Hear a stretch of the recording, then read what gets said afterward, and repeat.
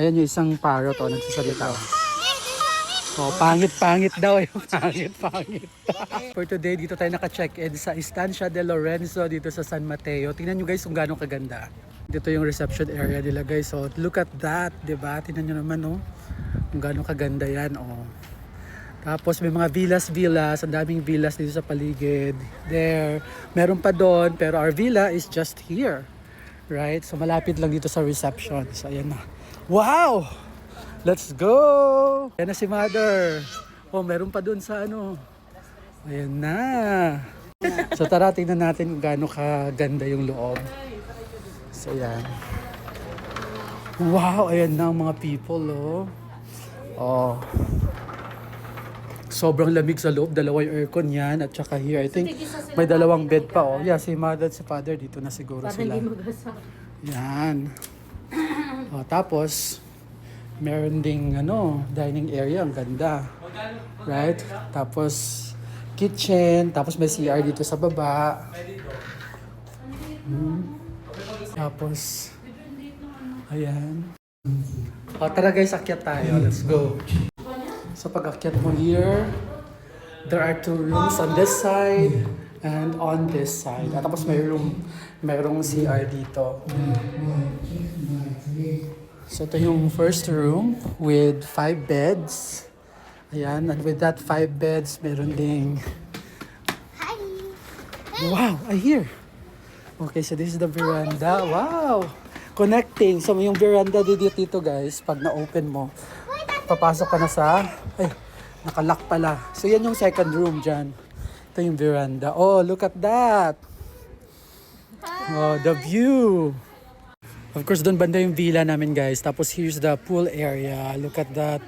Oh, infinity pool. Diba ang ganda? And there's another pool there na malawak din, no?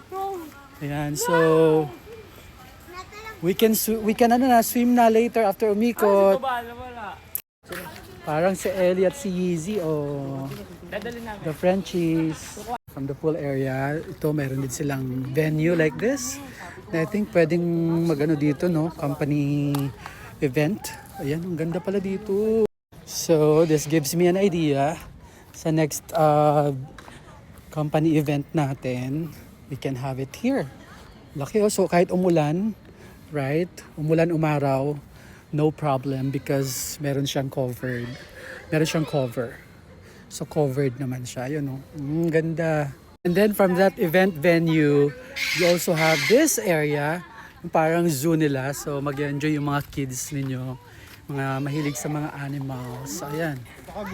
Hanggang doon you can see some animals. Ayan. So kids are enjoying. Oh, ayan na. There's a monkey. Don't show your teeth because the monkey will get angry. Ayan yung isang parrot o nagsasalita. So, pangit-pangit daw yung pangit-pangit. And here's one big turtle. Pwede daw magpa-picture. Pwede daw i-touch. Oops! Oops! Oh, ito, Faith! Faith, sa baba na lang. O, yan na. Oh, the birds. Ay, ay, ay. Yan. Yan, oh, picture na. And from there, nandito na nakatambay yung mga nila pang ATV nila. Ayan. So may ATV din option dito sa mga mahilig na mga adventures. And from the reception area, ito lang yung parking area nila guys. So as you can see, ayan. Malawak yung parking nila. Ang lawak yan. Hanggang doon may mga nakapark pa. So no worries about parking spaces kasi maluwag. So aside from here, meron pang parking din dito sa kabilang side, oh. Ayan o, ang dami pang parking dyan. Pati doon. And here's their pavilion. Ayan. Ayan guys, so mag-golf cart tayo. Let's go. Let's go. Golf cart. Mother, let's go na. Bal. Pinagdala niyo pa kasi. Oh, let's go. Ay, dito ka. Let's go. Isa pa po dito. Let's go. Let's go. Si Tata yung nilaya ko. Ayaw. Ayan. Ayan, let's go. Sabi natin, kailangan ng taga-bayan. Oh, say hi, Mother. Mother. Wow! Okay, may ikot na tayo dito sa sa Estancia, ano ba to? Estancia de Lorenzo. Estancia de Lorenzo. Ayan, may basketball court din hanggang 10 p.m. Volleyball, badminton, pwede din. Oh, ayan. So, ito yung entrance eh. Sabihin nyo ni... Oh, yan na, ang ating ano. Don, na-convince na rin sumakay. Yan, ayan na. Let's go. Ayan na. Walang dalang